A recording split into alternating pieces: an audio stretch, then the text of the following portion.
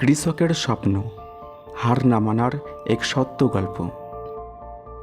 সুশান্ত মণ্ডল পশ্চিমবঙ্গের এক দরিদ্র কৃষক পরিবারে জন্মগ্রহণ করেন। ছোটবেলা থেকেই দারিদ্র্যের সঙ্গে লড়াই করতে হয়েছে। বাবা একজন ক্ষুদ্র চাষি ছিলেন, যিনি ঋণের বোঝা মাথায় নিয়ে কখনো সার কিনতে পারতেন না, এমনকি কখনো বীজও। সুশান্ত যখন নবম শ্রেণীতে পড়তেন, তখনই বাবার মৃত্যু হয়। সংসারের দায়িত্ব এসে পড়ে তার কাঁধে। পড়াশোনা ছেড়ে দিয়ে তাকে জমিতে কাজ করতে হয়, কিন্তু বৃষ্টির অনুপস্থিতি ও খরার কারণে ফসল বারবার নষ্ট হতো। পরিবারের সদস্যরা প্রায় না খেয়ে দিন কাটাতেন। একদিন সুশান্ত ঠিক করেন, এইভাবে জীবন চলতে পারে না।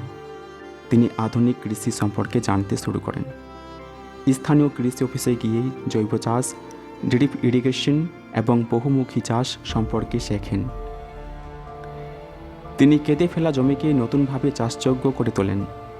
রাসায়নিক সারের বদলে জৈব সার ব্যবহার করেন এবং সবজি চাষ শুরু করেন। বাজারে তার ফসলের ভালো দাম পাওয়া শুরু হয়। ধীরে ধীরে তিনি পোলট্রি খামারও শুরু করেন।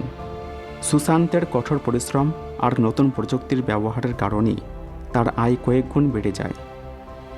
স্থানীয় কৃষকরা তার থেকে পরামর্শ নিতে আসতে শুরু করে। সরকারও তাকে সেরা কৃষক পুরস্কার প্রদান করে। সুশান্ত আজ শুধু নিজের জন্যই নয়, এলাকার বহু কৃষকের জন্য অনুপ্রেরণা।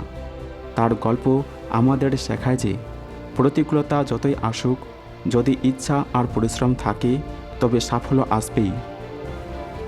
এই সত্য গল্পটি আমাদের শেখায়, হার মানলেই হারা, লড়াই চালিয়ে গেলেই জেতা।